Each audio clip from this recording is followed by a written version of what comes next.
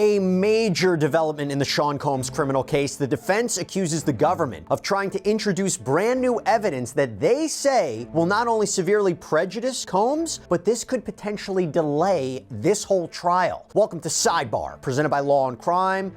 I'm Jesse Weber.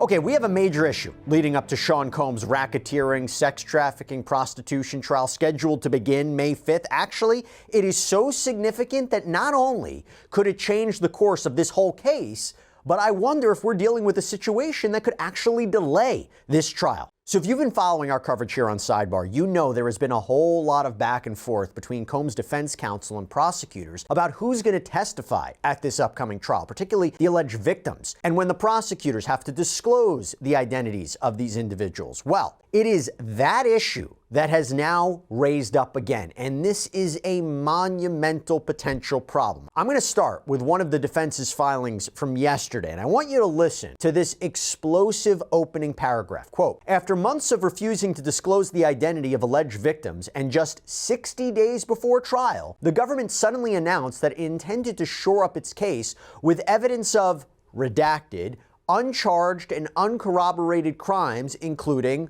redacted, again, it's all blacked out, purported instances of sexual assault, all but one of which supposedly occurred decades ago.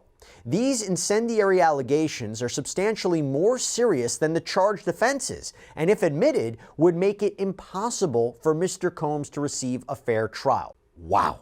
Now, we'll get into the law on this and if prosecutors can actually introduce evidence of uncharged conduct. I mean, we've seen that before. We've seen that in other cases. Look at the Harvey Weinstein case, right? His first trial in New York, there was a whole big issue about bringing in evidence of uncharged conduct to establish a pattern of activity to help prove the crimes that he was charged with. We have seen that before in other criminal cases, again, involving sex crimes. But what could all this be about? Who is this about? Is this about salacious allegations in any of the civil lawsuits that Combs is facing? Could this include allegations that Combs abused minors? Again, part of the civil lawsuits? We don't know. It's all redacted. But clearly, you see the defense team on the defensive about this. They do not want this introduced. So the filing continues. For example, the indictment does not allege redacted. Instead, the charges focus on allegations about domestic abuse or supposed economic coercion of longtime girlfriends. That is the case Mr. Combs has been defending for months. Yet now, on the eve of trial and after two superseding indictments, the government has surfaced a new plan to taint his trial with evidence about purported heinous acts redacted, including an allegation that redacted. These are entirely new, untested, uncorroborated, and uninvestigated allegations. All but one of the alleged incidents happened over 20 years ago, with the oldest dating to the 1980s. Some of the allegations are demonstrably false, but would nonetheless require an enormous amount of trial time to disprove. Some are truly unknown to the defense, and the government's disclosure has been utterly threadbare so far. The allegations implicate dozens of unidentified witnesses and alleged co-conspirators around the world, and some of the key witnesses to the supposed incidents are dead. Basically meaning, how can we defend against it? The defense is not even permitted to share the identities of the individuals described in the disclosure letter with Mr. Combs until April 18th, further hampering defense counsel's ability to investigate. Collectively, these new allegations require many months, if not years, to investigate, and if admitted, would require a series of mini-trials certain to double the length of a trial the government originally said would last 3 weeks. So this is an explosive allegation that on its face, I don't know if I necessarily disagree with. If they are bringing in evidence of uncharged conduct, wouldn't the defense have an opportunity to investigate it and challenge it? It seems like they're making a point. So if this evidence is allowed in, there is a chance this could delay the trial significantly. We all know Combs wants to go to trial, but how can he properly defend himself against this in just a few weeks? By the way, thank you so much for coming to us for our coverage of the Diddy case and all the latest developments. And also I want to thank and call out our sponsor and partner, Morgan & Morgan, because it's with their support that we can keep on doing this. Now, this is a firm with over 1,000 attorneys. You know why they have so many? Because they win a lot. In the past few months, Morgan & Morgan secured a $9.3 million verdict for a car crash victim in Florida, a $5.6 million verdict for another car accident victim in Atlanta, and not to mention $1.8 million in Kentucky after insurance offered them a mere $5,000 $100,000 in that case. And even if you think your case isn't worth millions of dollars, why not start a claim and fight for what you deserve? Morgan & Morgan makes it so simple. You can start a claim from your phone in just 8 clicks. So if you're injured, you can easily start a claim at forthepeople.com/LC-Sidebar. Now, Combs argues that this shouldn't be allowed in, that the prosecution should try the case that it charged, and that's it. You see, the reason is, generally speaking, prosecutors are not allowed to introduce evidence of someone's character or propensity or prior bad acts to suggest that the defendant did that, so it's more likely that he's guilty of this.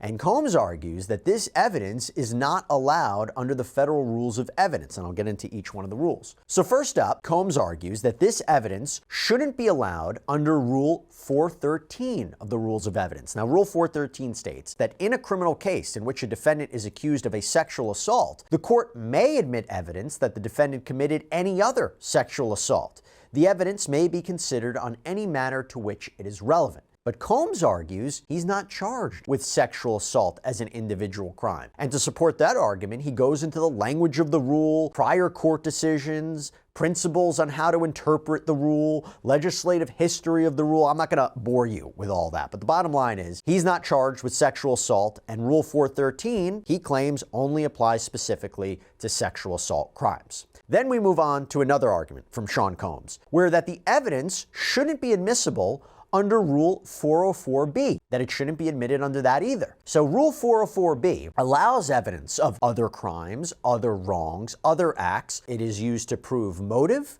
It is used to prove opportunity, intent, preparation, plan, knowledge, identity, absence of mistake, or lack of accident. But Combs argues that doesn't apply here. Quote, "Start by calling a spade a spade. What the proffered evidence tends to demonstrate is a propensity for sexual violence and a dangerous, depraved character. That is what the government wants to establish, and it is the real purpose of this evidence.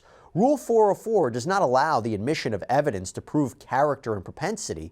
The other purposes in Rule 404B2 are non-propensity purposes. There is no conceivable non-propensity purpose here, and merely repeating the words of Rule 404B2 is not sufficient." So first, Combs argues that the government doesn't adequately provide notice of what their other intended purposes are for all of this redacted evidence, and that under the law, the defense needs to know what the prosecution plans to argue so they can properly respond and defend against it. And they basically say the prosecution is acting in bad faith. Quote, "It is obvious the government either intentionally withheld notice for the purpose of unfair surprise or was dilatory and negligent in its investigation.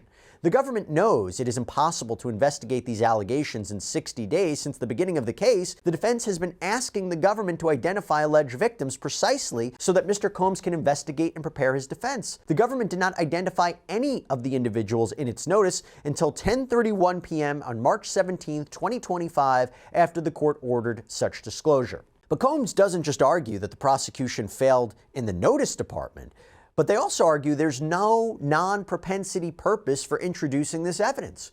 Quote, "On their face, the proffered purposes do not even make sense. For example, the government suggests that all the prior acts show plan and preparation for the charged offenses. How does redacted show that the defendant was planning and preparing to commit a sex trafficking or Mann Act violation? That doesn't even make sense, as the proffered acts are not sufficiently similar to the conduct at issue to permit a reasonable inference of knowledge, intent, or plan." And then Sean Combs doubles down and argues against the idea that these prior alleged acts of violence against women can be used to prove intent to commit the charged acts involving violence against women. Combs argues that the only way the jury would find him guilty of the crimes he's facing based on these redacted prior acts would be if it found he had a propensity for violence against girlfriends and partners, and that is not allowed. Quote, "The government may say that the evidence is offered to prove intent or motive or whatever, but this court must look beneath those words to see if propensity is what gives the evidence its persuasive force." So then we go into another point, and Combs argues that Rule 403 would prevent this evidence from coming in. What's Rule 403?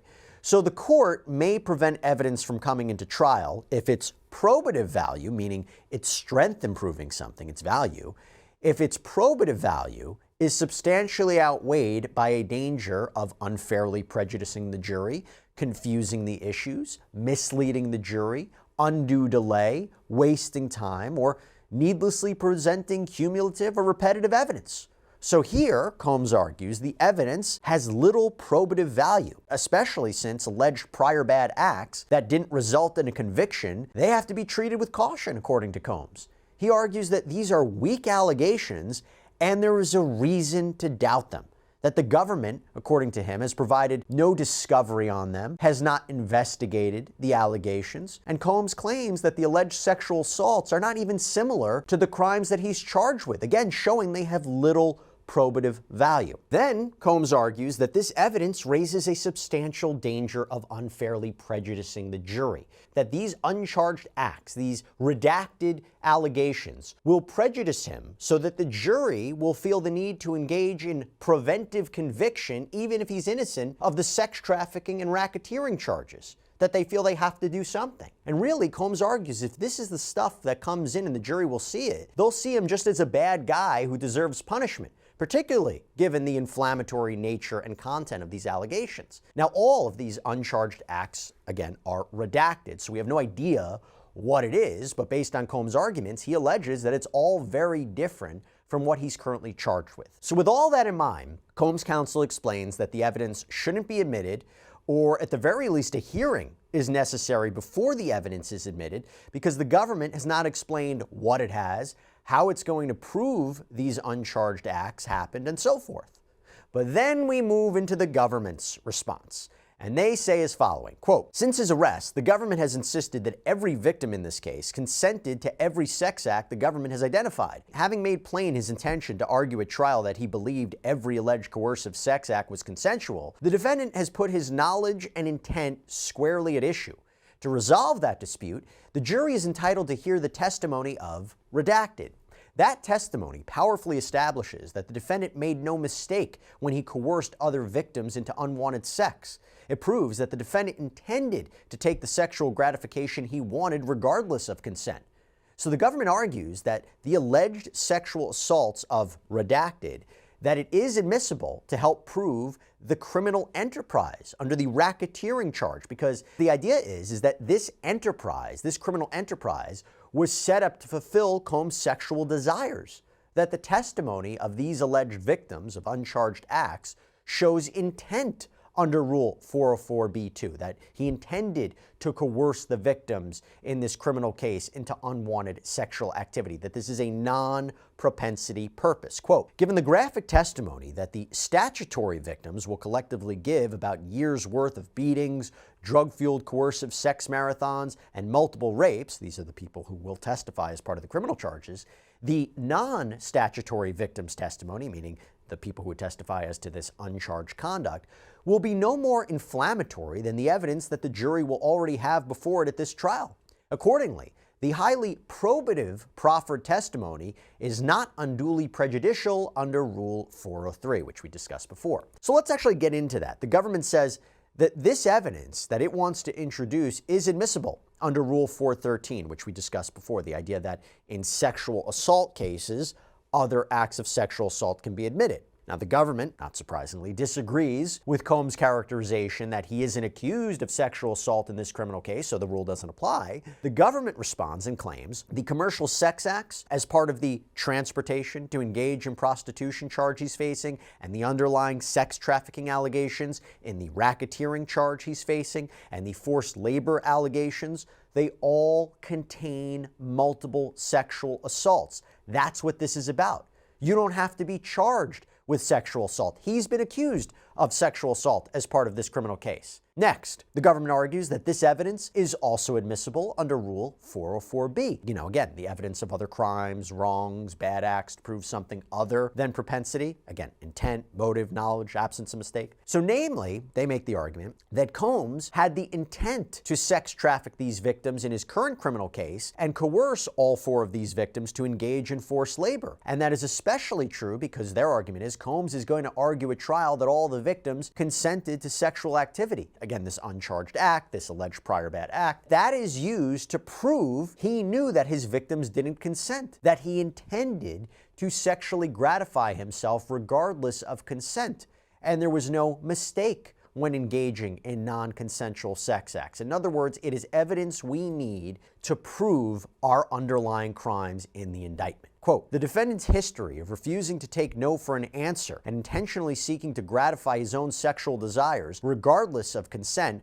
strongly supports the inference that he had the same mindset, the same intent when coercing the statutory victims to engage in the charged sexual activity here. And then in a similar fashion, evidence that the defendant knew the non-statutory victims did not want to engage in sexual activity supports the inference that he knew or recklessly disregarded the fact that he was causing the statutory victims to engage in sex acts against their will. Thus, when the defendant inevitably argues at trial that he had no clue these 4 women did not want the sexual experiences that he demanded, the government should be able to point out that someone as practiced as he is in sexual assault surely recognized the signs of non-consent. And when the defendant claims that he only ever intended to have consensual, loving sexual experiences with the statutory victims, the government should be able to point out his repeated intent to sexually gratify himself with unwilling participants. So they are trying to establish that this pattern is important in proving the crimes here. And also, quote, evidence of the defendant's other sexual abuse proves the absence of mistake. Again, one of these non-propensity purposes. Quote, the government anticipates that the defendant may seek to argue that he mistakenly believed himself to be engaging in consensual sex acts with the statutory victims, or that his conduct was invited by his sexual partners, but redacted, including in the presence of or with third parties. Such testimony therefore makes plain that the defendant did not act inadvertently or due to a misconception that his sexual partners were willing participants in this conduct. Oh, and by the way, you remember that whole argument that the government didn't provide the proper notice to Sean Combs about what it plans to argue about this evidence? Well, the government responds, and they claim we provided the names of anonymous witnesses to the defense on March 17th, 2025, meaning we gave the defense enough information to understand what's going on here. Then we move on to the probative value argument that I mentioned before, that the probative value of the defendant's other alleged uncharged sexual abuse evidence, it outweighs any potential prejudice, at least according to the government, that the value of this testimony of uncharged conduct is, quote, strong and well corroborated. The government writes, indeed, given the extensive graphic testimony that the statutory victims will collectively give about decades worth of beatings, drug-fueled sex marathons, and multiple rapes, the non-statutory victims' testimony will be no more inflammatory than other evidence the jury will hear. Given the defense's likely arguments and attacks on victim credibility in this case, and the highly probative nature of the defendant's other sexual assault and abuse evidence on the defendant's knowledge, any potential prejudice under Rule 403 is easily outweighed. This is important evidence, it's relevant, it's important evidence, and it's important in establishing the crimes that we are alleging. And finally, the government argues that a hearing is unnecessary and inappropriate. Quote, although the defendant slings plenty of mud about the non-statutory victims' accounts, he has yet to produce any contrary evidence and did not attach it to his motion. By contrast, the government has provided detailed proffers of each victim's anticipated testimony and corroborating evidence. Further, the accounts of the non-statutory victims and those of the statutory victims corroborate each other. This corroboration, together with the detailed proffers of each victim's anticipated testimony, is sufficient to satisfy Rule 104's low threshold for reliability. Now, I imagine the defense would say, how can we challenge this? You didn't give us enough time, and do we even have ample time to talk to Combs about this? Again, you're throwing this all on us before we go to trial. By the way, talking about Combs' response, this defense, so in total, the government argues the court should allow these alleged victims to testify, but we got one more thing. We actually have a reply from Combs. Combs' counsel argues that the government is doing a bait and switch. That first, the government said, oh, this evidence is very different. But then when Combs' counsel challenged it, now the government says, wait, this is actually direct evidence of the crimes that Combs is charged with. And they double down on the argument they made in the previous filing for why this is substantially prejudicial and it should be inadmissible. That the government knew about these alleged victims for a long time, that it should have explained a while ago why it was relevant and admissible, and they accuse the government of springing all of this on them, surprising them all with this. That it is impossible for them to competently investigate and prepare for a trial that will include this new evidence. And that is especially true, they argue, because in RICO, or racketeering cases, Combs, like other defendants, there is a need to be specific and particularized for the defendant. They have to know what these allegations are. And if these new allegations are probative of the racketeering charge, the government would have had to say so earlier. Quote, the redacted are not direct evidence of the alleged enterprise, its purpose or means and methods, or the charged pattern of racketeering activity. Nor is this evidence necessary to complete the story of the crimes charged or prove the context in which the charged crimes were committed. Although uncharged acts can be introduced to prove a RICO enterprise or pattern in certain circumstances, the allegations about redacted are not probative of either element here. They largely involve unknown or unidentified individuals, precede the charged conspiracy, or differ in kind from the commercial sex acts that are charged in count 1, which does not allege rape. The government does not have free rein to introduce any uncharged conduct it desires in RICO cases. The government's evidence must be limited to the particular conduct charged. If it looks like a duck, walks like a duck, and quacks like a duck, then it should be treated as a duck, regardless of what the government calls it. The proffered evidence is mere propensity evidence in sheep's clothing. That's what the defense wrote. And Combs reiterates a lot of the same arguments that we mentioned before. Now look, if this evidence is admitted, I do feel confident to say that this could delay his criminal trial because according to the Combs team, they will need more time to properly prepare. Big issue. Let's see where this goes. At the time of this recording, we don't have an answer yet from the judge, but we'll keep an eye on it for sure. That's all we have for you right now here on Sidebar, everybody. Thank you so much for joining us. And as always, please subscribe on YouTube, Apple Podcasts, Spotify, wherever you get your podcasts. I'm Jesse Weber. Speak to you next time.